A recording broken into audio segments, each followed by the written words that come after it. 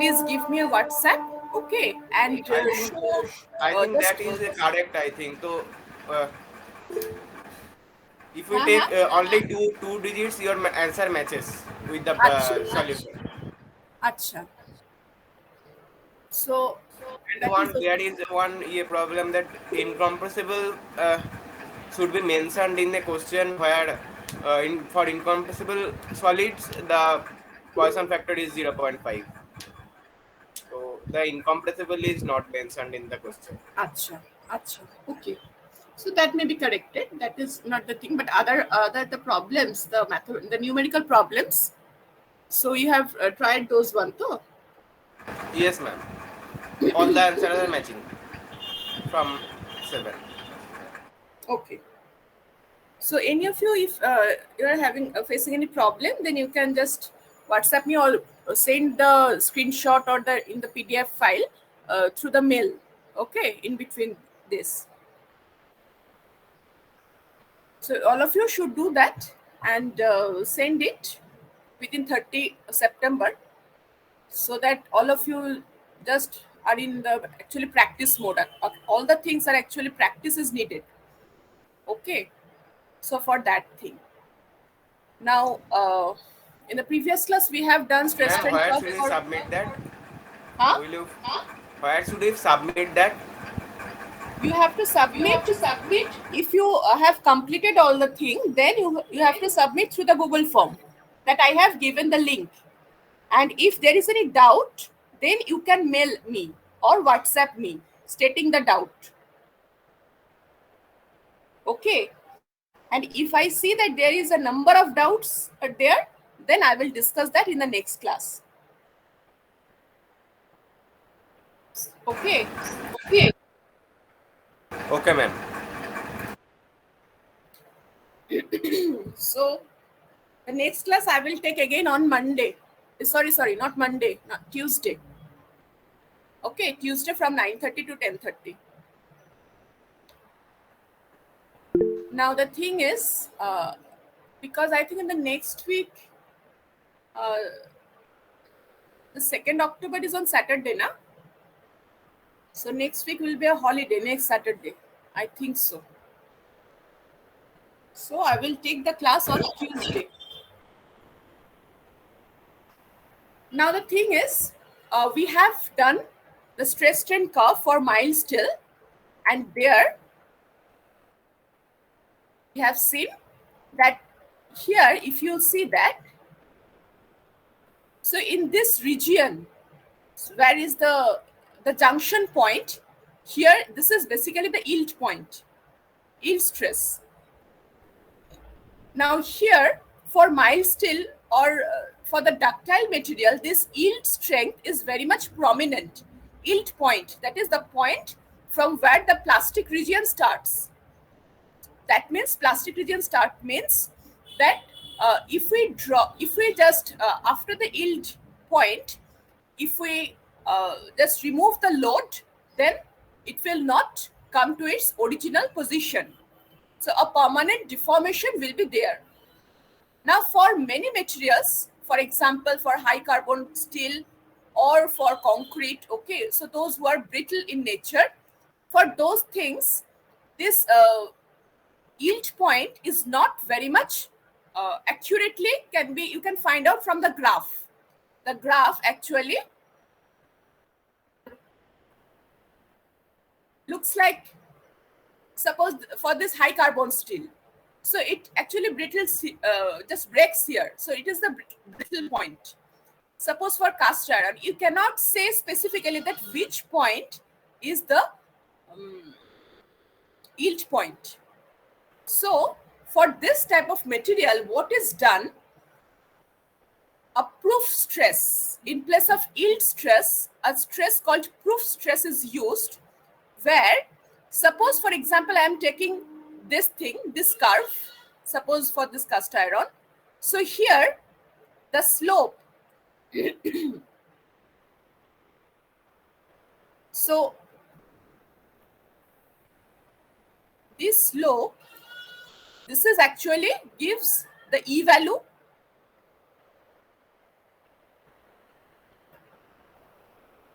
this slope gives the E value. Now parallel to this tangent, if the tangent is drawn at this line, if we draw a line parallel to this, at which distance?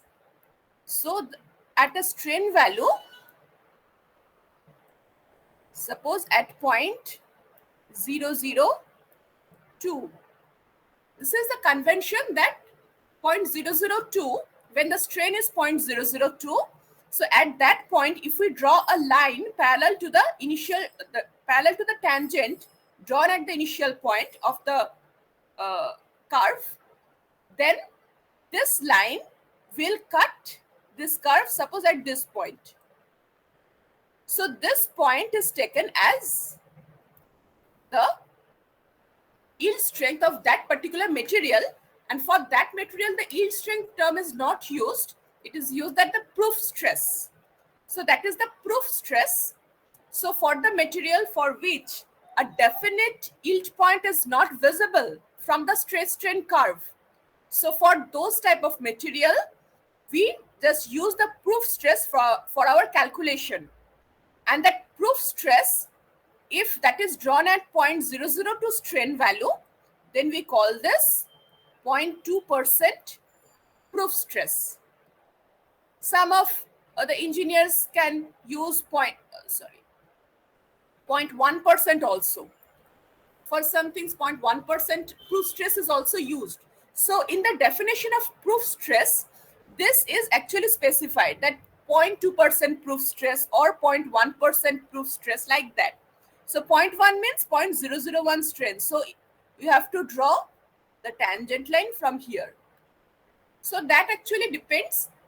But the thing is, normally, by convention, it is used 0.2% proof stress.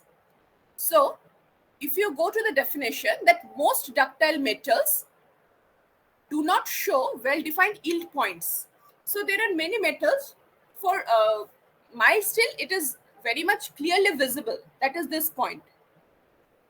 And here also, there is a region called upper yield point, and this is a lower yield point.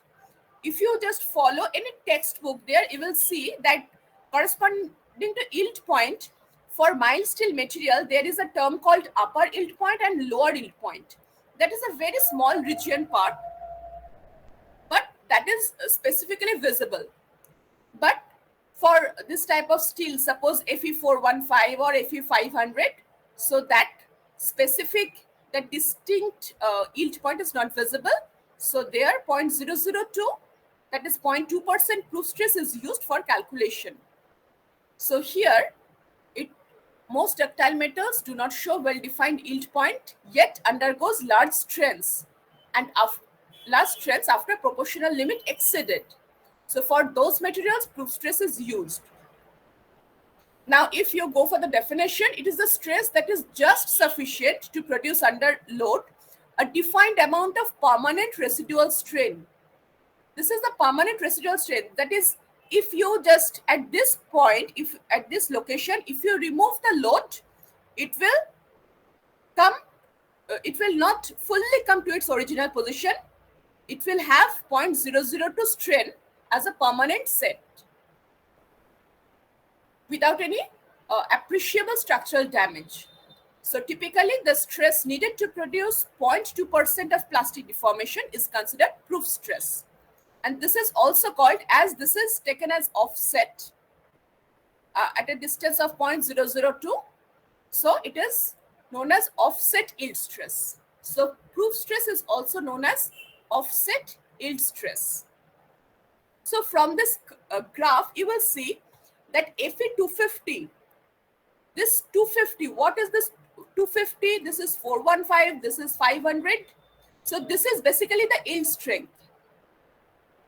Okay, so here this is mild steel.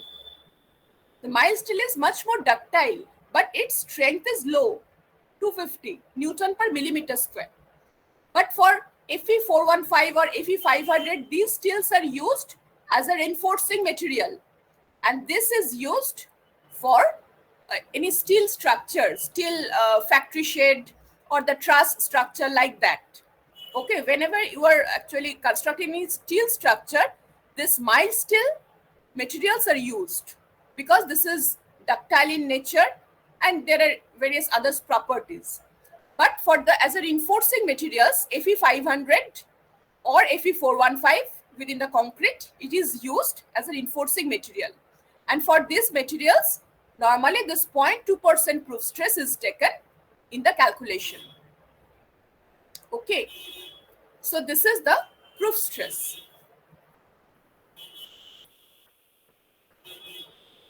So here, What is the significance of the numbers 500, 450? 500, 415, these are actually the strength. Okay, that means, just wait. That means this is the yield strength, that is 500. Suppose Fe 500. So here the yield stress is 500 Newton per millimeter square. So if you see here, this is 500 Newton per millimeter square. So for Fe 415, its strength is slightly less than Fe 500. So its yield stress is 450 Newton per millimeter square. Okay, so this 500, this is actually the measurement of its yield strength. The unit is in Newton per millimeter square. Ma'am, it is calculated at 0.002 proof stress. Yes. For those materials which don't have any specific At that yield point, point, the value is 500 at 405. yes. At that point, the value is 500 Newton per millimeter square. Okay. So this is basically the yield strength. So in terms of yield strength, these steel materials are actually denoted. So Fe 500 is more stronger than Fe 415. But with that that yield strength, you will see that Fe 500 is more brittle compared to Fe 415. And mild steel material, that is Fe 250, its strength is much low, yield strength. And you will see that yield strength, this yield strength is used in our calculation. How? So yield strength is basically, this is the strength at which the permanent deformation actually starts. Just wait.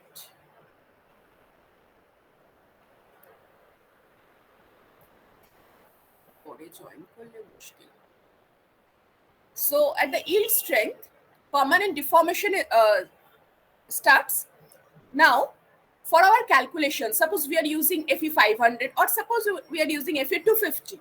Now, there is a concept called the working stress. We will not design with this strength Fe 250 because there are certain things that we have to take into account, certain unforeseen situations. So that may be the quality control of the materials, that may be the quality control in the site, how the constructions are actually going on. So depending on number of things, basically we do not work with exact yield stress value. That is, suppose when we calculate, when we design any structure, we will not use Fe 250 suppose for our calculation. What we will use? There will be some factor of safety. It is called factor of safety, FOS. Now this factor of safety may be taken as 2, 2.5. Okay. Suppose the factor of safety is taken as 2.5. So if factor of safety taken as 2.5, so that means that its yield strength is 250. But we will use the steel as if its strength is 250 divided by 2, this factor of safety, 2.5. That means 100. Okay, so we will use the steel material in such a way so that its yield, we will assume in our calculation that the strength is 100, taking this factor of safety into consideration.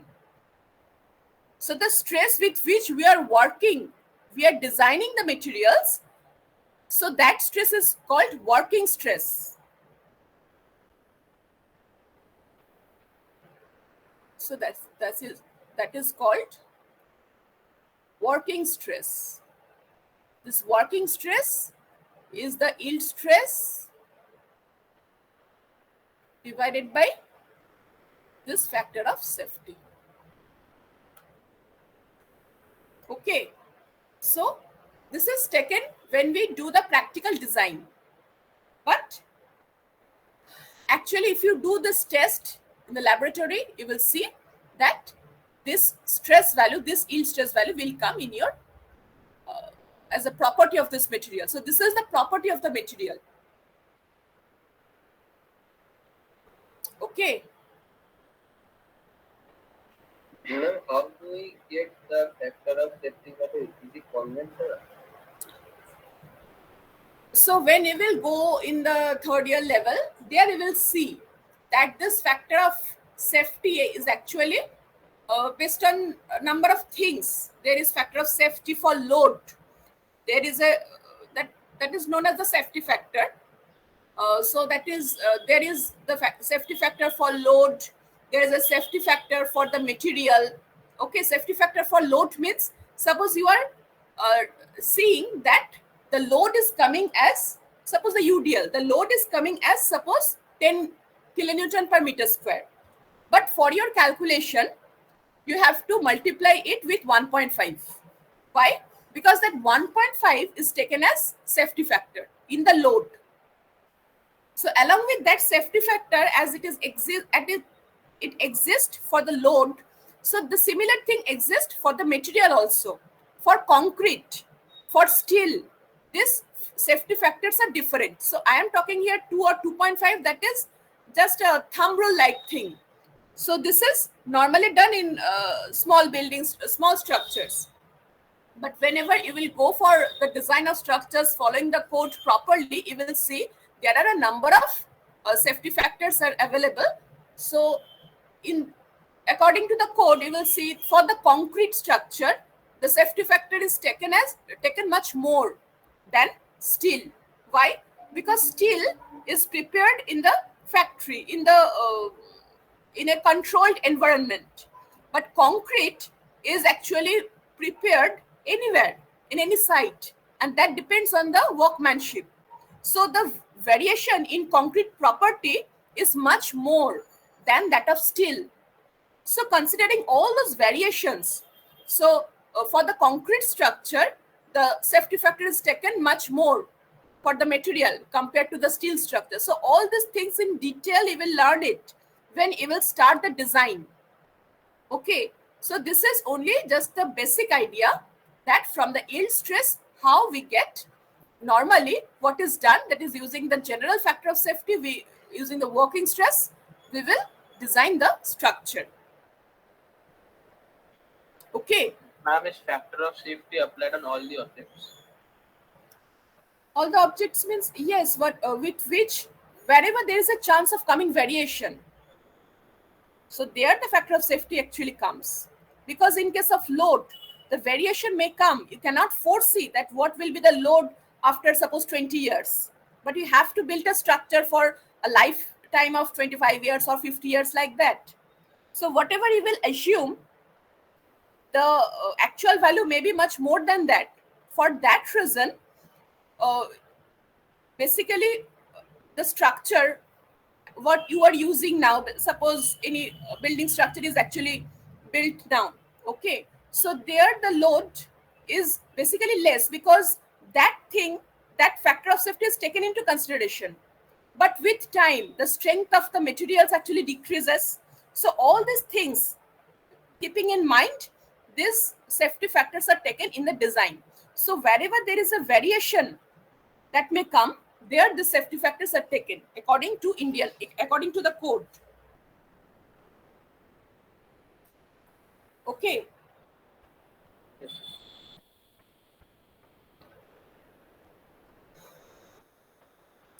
So now, after this stress, so we have what we have done till now. We have completed the stress, strain, different types of stresses. That is the bending stress, shear stress. And we have seen that all the stresses are basically of two types. either, three types. Basically, two types means one is along the axis, that is the normal stress, that is perpendicular to the area, that is the normal stress, and another is the shear stress. And that normal stress, again, this is of two types. One is the axial stress and another is the bending stress. Now, we will start a new topic today, which is very, very important. That is the shear force and bending moment for a particular structural element. Ma'am, I have a doubt regarding Call- proof stress. Call. Ma'am একটু ওই আগের পেজটা যাবেন ma'am এখানে যে proof স্ট্রেসের ডেফিনেশনটা দেওয়া যে 0.2% প্লাস্টিক ডিফর্মেশন আনার জন্য যে স্ট্রেসটা দেওয়া ওটা প্রুফ স্ট্রেস, রাইট? তো Yes. এই গ্রাফ থেকে আমার যে আপনি 0.2 থেকে একটা লাইন টানছেন হিট করার জন্য এই এক্স অ্যাক্সিস থেকে, ওটা স্ট্রেট উপরে যাওয়ার উচিত না, ওটা ডায়াগোনালি কেন যাচ্ছে? যে ডটেড লাইন স্ট্রেট উপরে মানে তুমি বলছো এইটা? হ্যাঁ, তাহলে তো ওটা 0.2% প্লাস্টিক ডিফর্মেশনটা তো এই স্ট্রেসেই তো হচ্ছে, তো যেটা স্ট্রেট উপরে গেলে টাচ হবে যেখানে।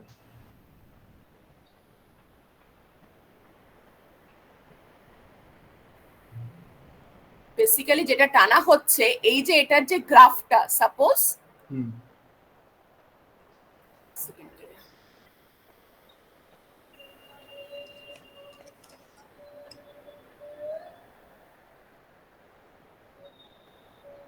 so actually for this the stress strain curve is like this.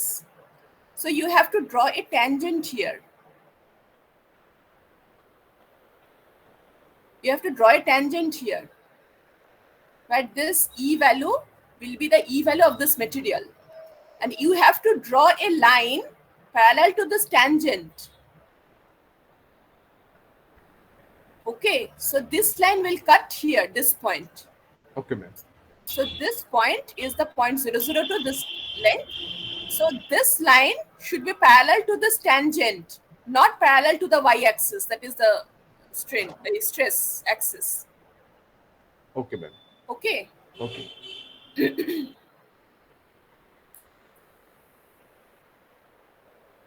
Okay. So now let us start this shear force and bending moment diagram. Now here, suppose we have a beam. Now the beam is actually supported at the two ends. So at one end, the support is hinge, and at another end, the support is roller. Okay. So as the support, one is hinge and another is roller, so it is statically determinate structure. So all the reactions you can find out. Okay. Now, if you give cut at any point,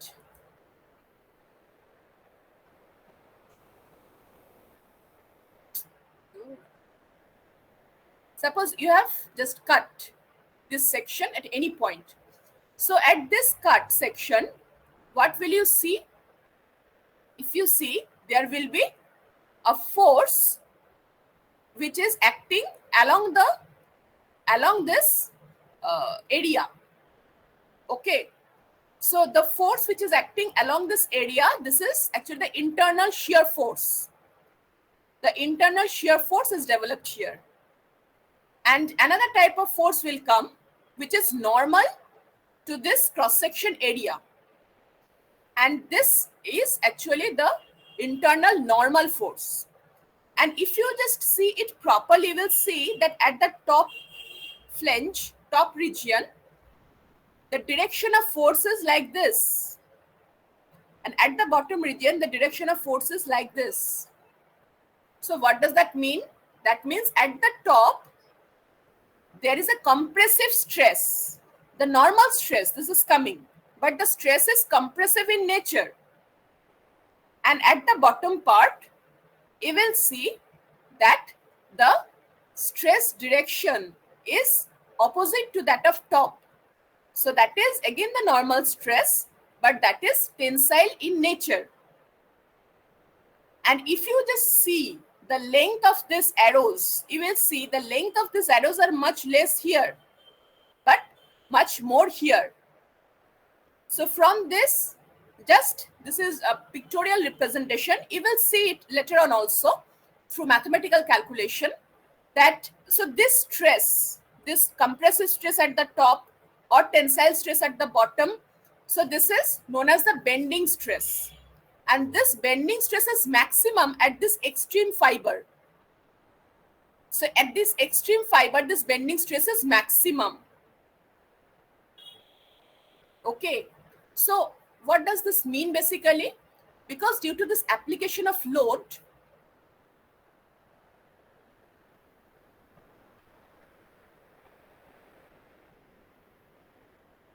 the structure actually bends like this.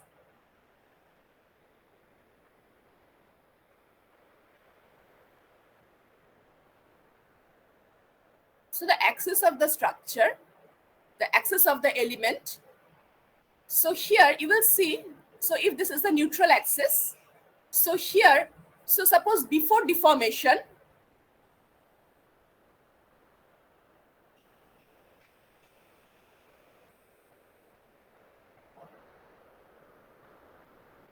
okay, before deformation, the length of this beam, this fiber, suppose this is L, length of this beam. After deformation, now this is the neutral axis. So above the neutral axis, you will see that these fibers are actually getting compressed, isn't it? So before the, above the neutral axis, so these fibers are getting compressed, and the bottom fibers, are getting stretched, isn't it? You will see. So the so this neutral axis length and the outside fiber length all are L before deformation, but after deformation you will see that this length of this bottom fiber is L plus delta L, and this length of this top fiber will be L minus delta L, because there is a compression taking place, isn't it? Is Chobita clear? Yes, ma'am. So you will see, so that means that before, above neutral axis, this part is subjected to compression, and below neutral axis, this part is subjected to tension, and this stress is actually showed in this way. So this above part is subjected to compression, and the bottom part is subjected to tension, and in this neutral axis region, so neutral axis is that axis which undergoes no compression or no tension. That means before application of load, the length is L, and after application of this load, that is if you measure this length, this will be again L. So there will be no change in, there will be no strain along this axis. Okay, so that axis is the neutral axis. So above neutral axis, if the load is given in this way, if the applied load is in this downward direction, then the deflected shape will be like this, and there will be compression at the upper fiber and tension in the bottom fiber. Okay. So now if we go to the next slide. Ma'am, Bolo. ma'am, I have problem in the previous slide. Bolo. Ma'am, the internal force is the direction, the shear force direction. I Yes. think that should be opposite. That should be? Opposite. Okay, that may be. That we will come in our calculation, we will see. So that shear force value, whatever is actually, which cut is taken here, okay, that depends on there. That is the shear force direction actually depends on the position of the cut. Okay, so that we will see in the next slides. So here you see, for the first slide, the internal normal forces, the upper part is the compressive stress and the lower part is the tensile stress, and due to this compression and tension, so if you just integrate this, you will get a net compressive force here and a net tensile force here. So this compressive and tensile force, this is to maintain equilibrium, there will not be any unbalanced forces. So obviously we'll see C is equal to T. This C must be equal to T, and these two forces are equal and opposite. So that means it will create a bending moment like this. So this moment is known as this is the internal moment that is created here. So this is known as the bending moment. And the shear force, so here a shear force which is parallel to the area will also act here. So if you take a cut, so here it is your beam.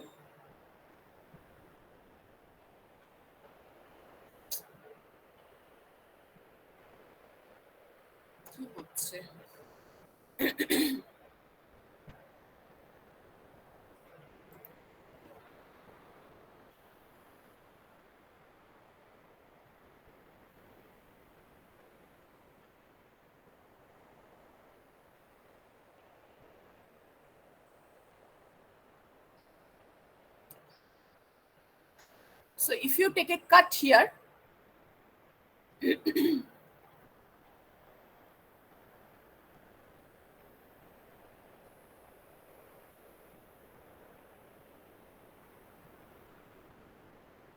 so you will see, so here an internal shear force will be developed. Along with that, an internal bending moment will be developed to maintain equilibrium. Okay, so this shear force and bending moment, we were coming to the definition of this. You see, shear force. So within a beam, so this is our beam. Okay, so the supports are here in this R1. This is one support. This is R2. This is another support. So this is a structure like this.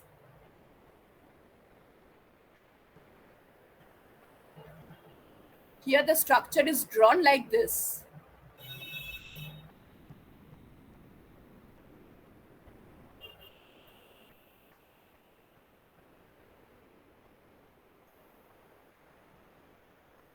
Okay, so this is a overhang and the left side, at the left side.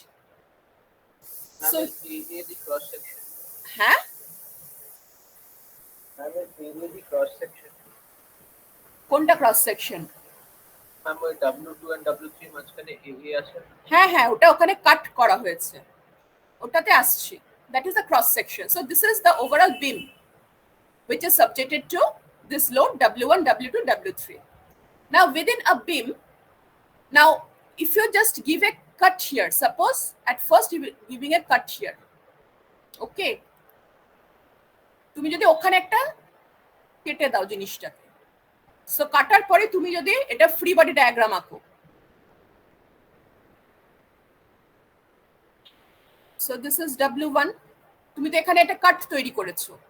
So তাহলে এই two maintain equilibrium এখানে কি থাকবে, পুরো স্ট্রাকচারটা তো that will be under equilibrium. So obviously এখানে একটা ইন্টারনালি একটা এরকম ফোর্স তৈরি হবে, which is the shear force to maintain equilibrium. আর এই পয়েন্টের রেসপেক্টে এই W1 multiplied by this distance ও একটা মোমেন্ট দেবে এই রকম, এই পয়েন্টের রেসপেক্টে একটা বেন্ডিং একটা মোমেন্ট এখানে একটা তৈরি হবে। সো টু মেইনটেইন ইকুইলিব্রিয়াম আর একটা মোমেন্ট অপোজিট ডিরেকশনে তৈরি হবে এখানে। So this is the bending moment value. So at any cross section to maintain equilibrium you will see that a shear force and a corresponding bending moment value will be created internally. So এটা হচ্ছে যদি আমি first পয়েন্টে আমি এটা কাট করি, suppose আমি যদি এইখানে কাট করি সেকেন্ড পজিশন, এটা হচ্ছে পজিশন নাম্বার 1, সাপোজ এবার পজিশন নাম্বার 2, পজিশন নাম্বার 2 তে আমি যদি কাট করি, সো বলো, আমি যদি ফার্স্টে আমাকে ফ্রি বডি ডায়াগ্রাম আঁকতে হবে। So this is W1 position, আর এটা হচ্ছে সাপোজ R1। তাহলে এখানে এটা হচ্ছে আমার পজিশন 2, এখানে আমার টু মেনটেন ইকুইলিব্রিয়াম আমাকে কি থাকতে হবে, শিয়ার ফোর্সের ভ্যালু কি হবে, W1 minus R1. W1 টা যদি R1 এর থেকে বড় হয়, বড় হতেও পারে নাও পারে, ঠিক আছে। সো আমি ধরে নিচ্ছি যদি W1 টা R1 এর থেকে বড় হয়, তাহলে W1 মাইনাস R1 এটা হবে আমার এফেক্টিভ লোড, যেটা লেফট সাইডে হচ্ছে এবং যেটা ডাউনওয়ার্ড ডিরেকশন, তাই তো। সো আমি যদি ধরে নিই W1 R1 এর থেকে বড়, তাহলে এখানে একটা নেট ফোর্স কাজ করবে W1 minus R1 in this downward direction. তাহলে টু মেনটেন ইকুইলিব্রিয়াম এখানে একটা upward direction W1 minus R1 কাজ করবে, হ্যাঁ কি না? আমি এটাকে অপোজিটও ধরতে পারি, মানে আমি তো শিওর নই। এবার এটা কোনো অঙ্ক করার সময় প্লাস বা মাইনাসে আনসার এলেই সেটা বোঝা যাবে যে আমি যেটা ধরেছি সেটা যদি ঠিক হয় তাহলে আমার আনসারটা পজিটিভে আসবে, আর আমি যেটা ধরছি সেটা যদি ভুল হয়, ভুল মানে আমি যে ডিরেকশনটা ধরছি সেটা যদি ভুল হয় তাহলে আমার আনসারটা নেগেটিভে আসবে। সো নেগেটিভ আনসার এলেই আমি বুঝে যাব যে অ্যাকচুয়ালি আমার শিয়ার ফোর্সের ডিরেকশনটা কোন দিকে।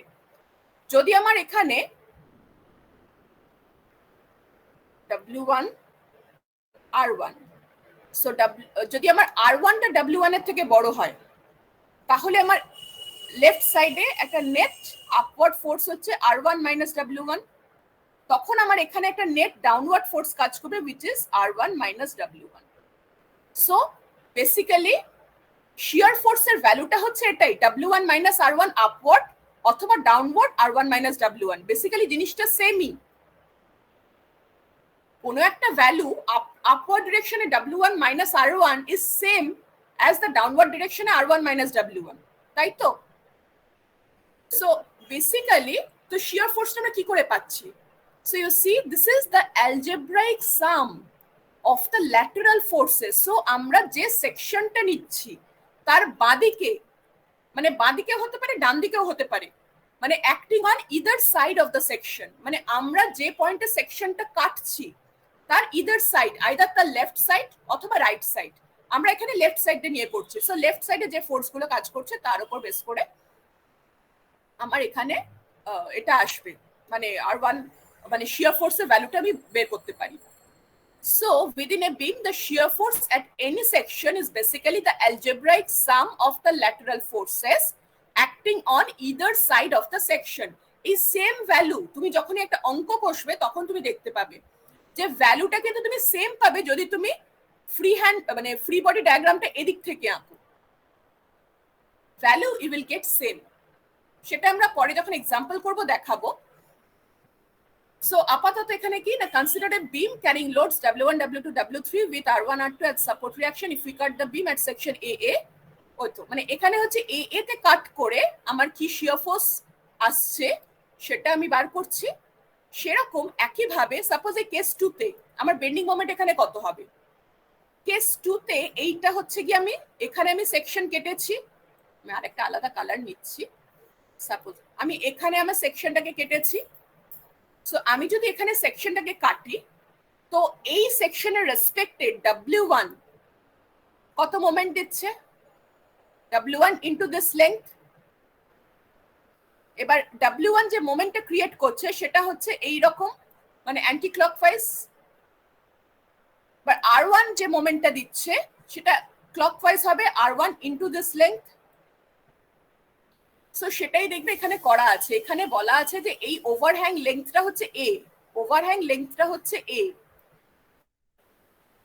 এবার সাপোজ তুমি এই সাপোর্ট থেকে x দূরে এই সেকশনটাকে কাটা হয়েছে, ছবিটা বোঝা গেল যে ওভারহ্যাং এর লেংথটা হচ্ছে A, এবার সাপোর্ট থেকে x দূরে সেকশনটা কাটা হয়েছে। সো তাহলে আমি জাস্ট এখানে আরেকবারই করছি, এটা W1 এটা R1। তো এই পয়েন্টের রেসপেক্টে এইটা হচ্ছে A আর এইটা হচ্ছে x। এই পয়েন্টের রেসপেক্টে A কত মোমেন্ট দিচ্ছে, W1 into x plus A। এটা হচ্ছে আমার কি বলবে অ্যান্টি ক্লকওয়াইজ। আমি কনভেনশন হচ্ছে আমি আচ্ছা ঠিক আছে, আমি এই ডিরেকশনটাকে আপাতত এখন দিচ্ছি না, আমি just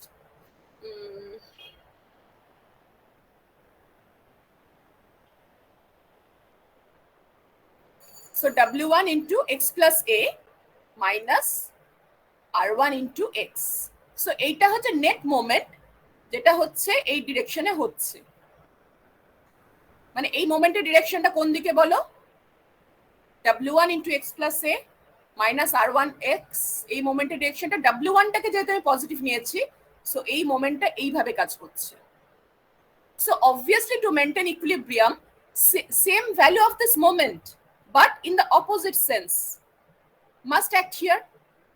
So this is the bending moment value at this cross section with this কি বলবো, এটা হচ্ছে clockwise rotation, তাই তো? So basically this is the bending moment এর value calculation. So তাহলে bending moment এর ক্ষেত্রেও আমরা কিভাবে বের করতে পারি? So this can be calculated as the algebraic sum of the moments about the section of all forces acting on either side of the section. মানে algebraic sum of the moments about the section, মানে যে সেকশনে আমি bending মোমেন্টটা calculate করছি সেই সেকশনের যে কোনো দিকে আইদার লেফট সাইড অথবা রাইট সাইড, আমি যদি ফ্রি বডি ডায়াগ্রাম করি তাহলে যে ফোর্সগুলো রয়েছে সেই ফোর্সের জন্য যে মোমেন্ট তৈরি হচ্ছে তাদের অ্যালজেব্রাইক সাম, ঠিক আছে? where a sagging moment will make the beam concave.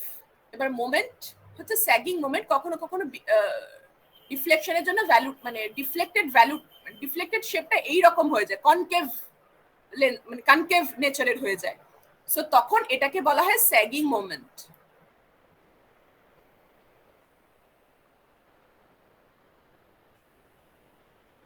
আবার যখন ডিফ্লেক্টেড শেপটা এরকম হয়ে যায় তখন এটাকে বলা হয় হগিং মোমেন্ট।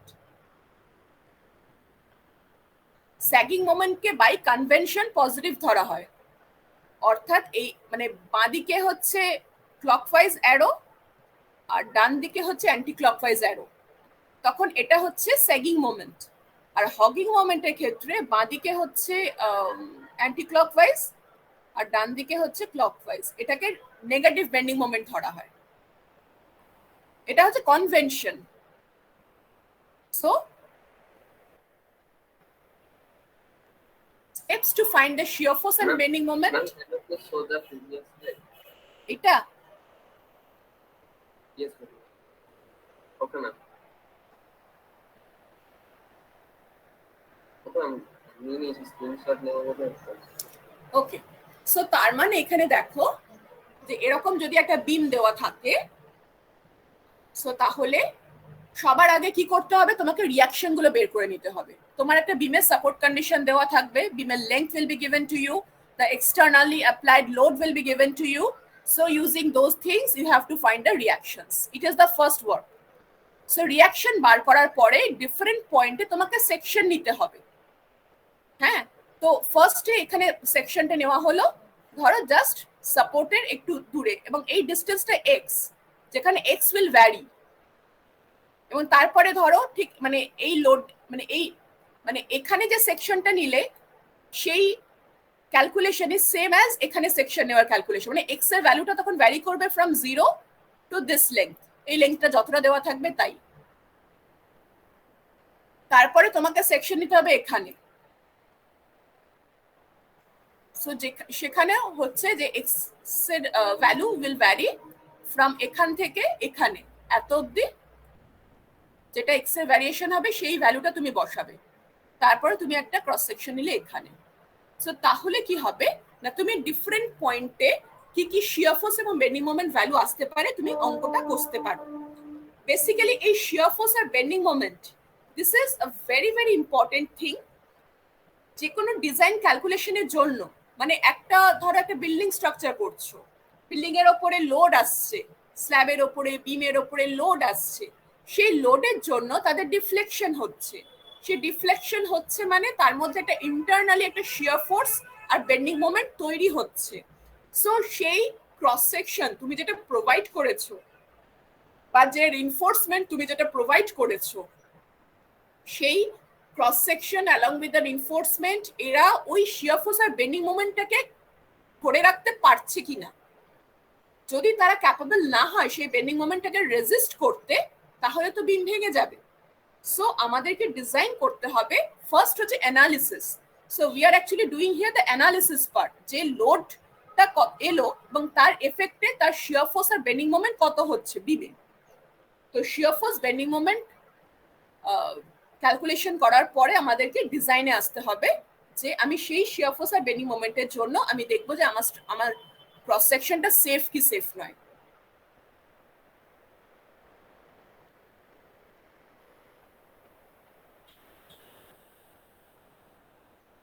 আচ্ছা, এখানে একটা এক্সাম্পল আছে, আমি এক্সাম্পলে যাচ্ছি। তো এখানে এটা হচ্ছে সাইন কনভেনশন।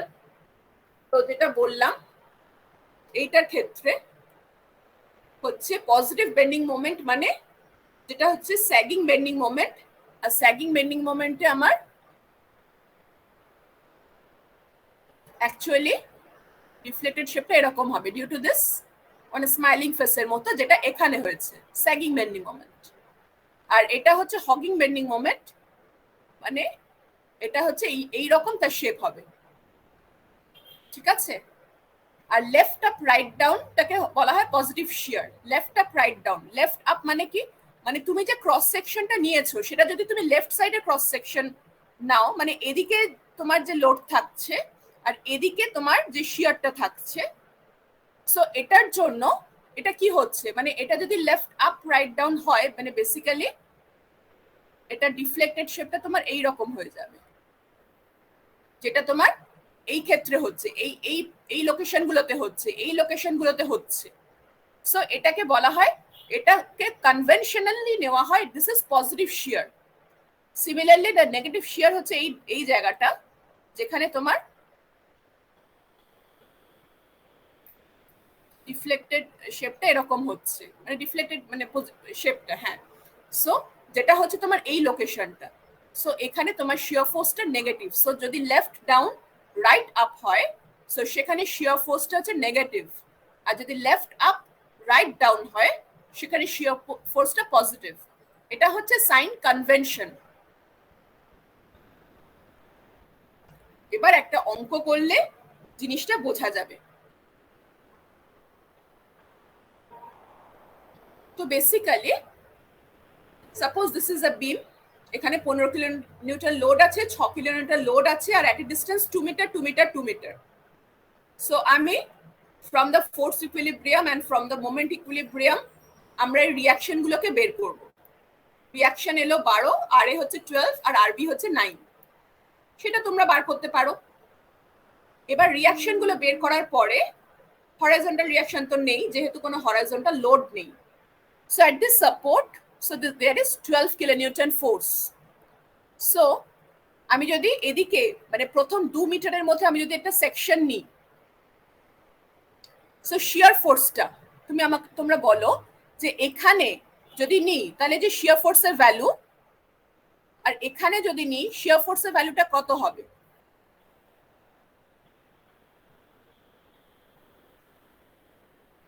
যেটা হচ্ছে এই জায়গাটা দেখো, এখানে 12 কিলোনিউটন আপওয়ার্ড লোড, আমি এখানে একটা এক্স ডিস্টেন্স নিয়েছি।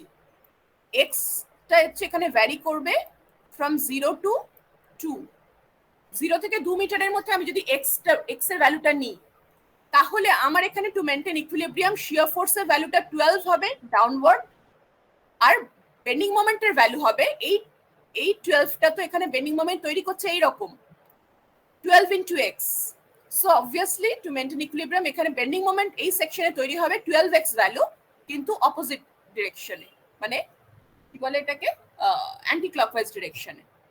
সো এই ভ্যালুগুলো দেখো 12 আর 12x, এই x এর ভ্যালু যদি আমার ভ্যারি করে ফ্রম 0 to 2, তো x এর ভ্যালু যখন 0 বেন্ডিং মোমেন্টের ভ্যালু 0। সো তার মানে এখানে একবারে সাপোর্ট পয়েন্টে বেন্ডিং মোমেন্টের, এটা দেখো বেন্ডিং মোমেন্টের ডায়াগ্রাম, বেন্ডিং মোমেন্টের ভ্যালু 0, আর যখন x এর ভ্যালু 2 মানে একেবারে ওই এন্ডে মানে যেখানে 15 কিলোমিটার লোড অ্যাড হচ্ছে সেখানে বেন্ডিং মোমেন্টের ভ্যালু 12 into 2 মানে 24। So this is 24।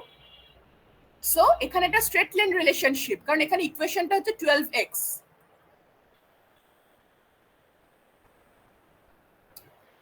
ঠিক আছে, সো এটা হচ্ছে বেন্ডিং মোমেন্টের কার্ভ ফর 0 to 2 মিটার। আর শিয়ার ফোর্সের ভ্যালু, তুমি এক্স এর ভ্যালু 0 to 2 যতই ভ্যারি করালেও তোমার কিন্তু শিয়ার ফোর্সের ভ্যালু কিছু চেঞ্জ হচ্ছে না, শিয়ার ফোর্সটা 12ই থেকে যাচ্ছে, isn't it? So shear force value is constant at 12।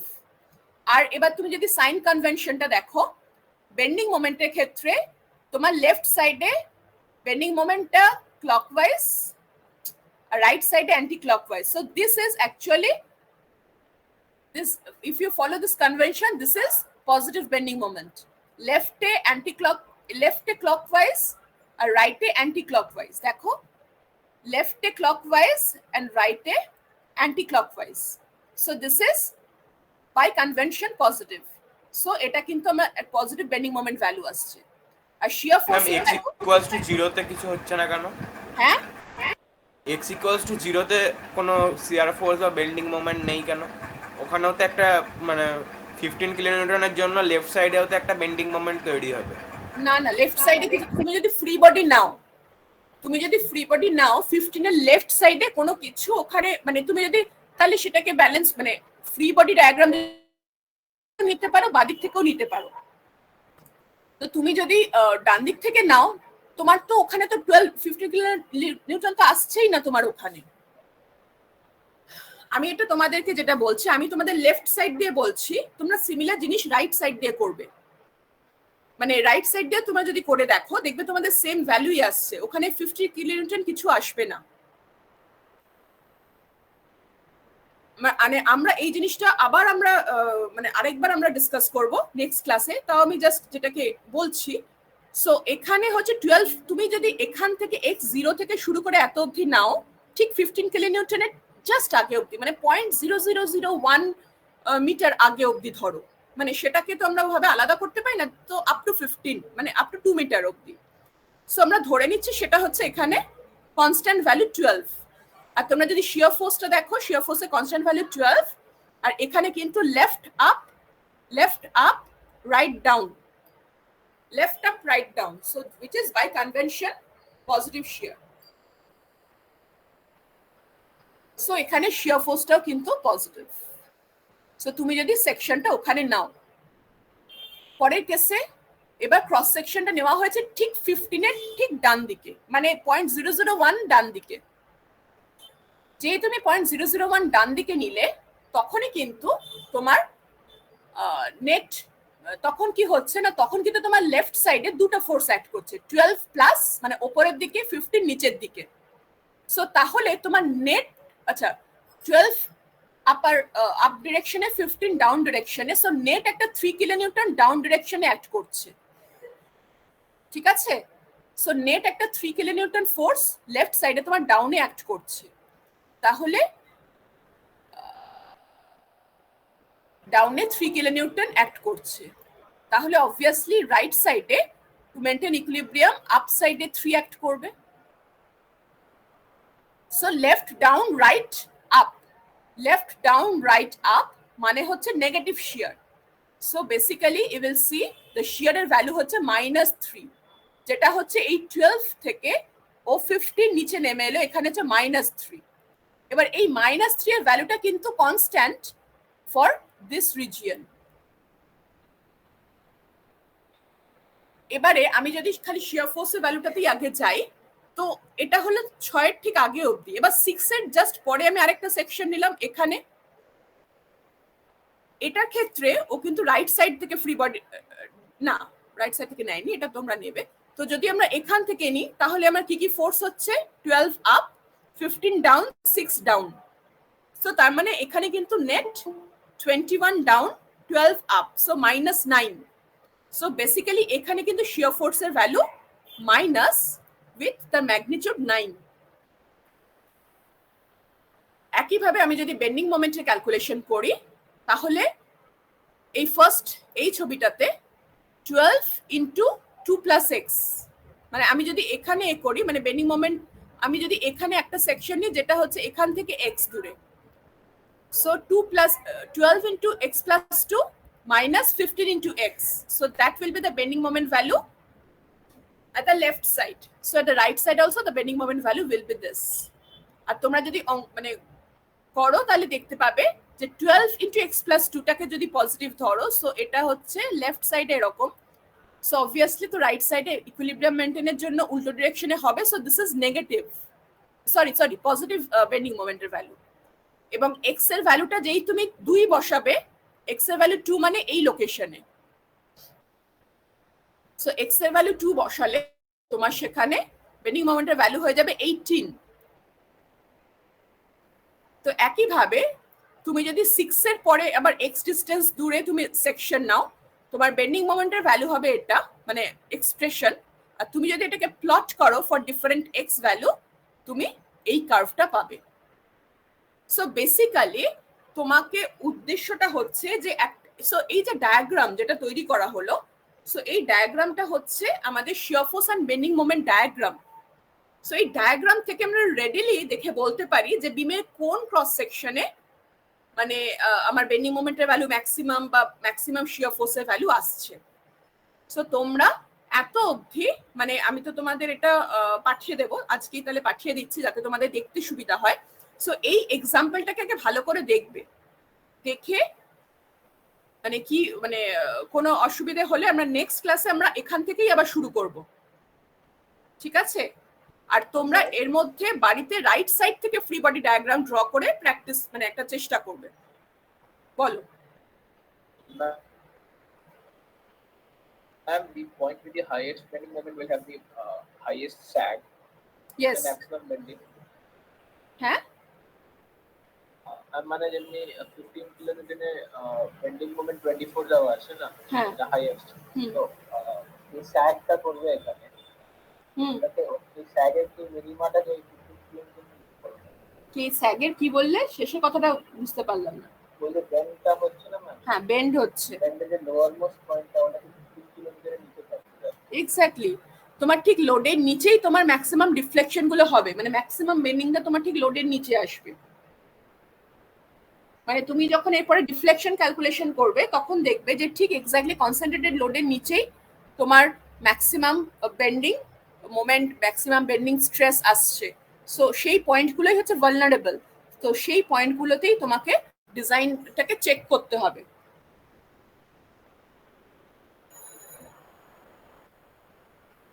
ঠিক আছে? সো তোমরা আপাতত মানে এখানে যেটা যত একটু দেখো শিয়ার ফোর্স বেন্ডিং মোমেন্টের এক্সপ্রেশন, কোথাও কিছু বুঝতে অসুবিধা হচ্ছে কিনা, কনভেনশন ওয়াইজ কোনটা প্লাস হলো মাইনাস হলো, কেন প্লাস হলো কেন মাইনাস হলো, এরকম গুলিয়ে যেতে পারে প্রথম। তো সেটাকে তোমরা একটু দেখো। মঙ্গলবার আবার আমরা এখান থেকেই শুরু করব, ঠিক আছে? আর আমি এখানে পুরো অঙ্কটা করা আছে লেফট সাইডের ফ্রি বডি ডায়াগ্রাম নিয়ে।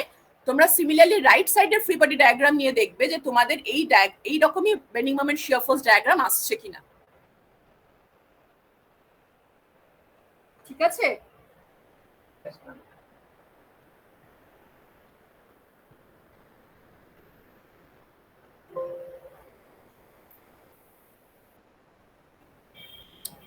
সো ঠিক আছে, তাহলে আমরা আজকের মতো শেয়ারিংটাকে অফ করছি, আজকের মতো আমরা ক্লাসটাকে এখানে শেষ করছি।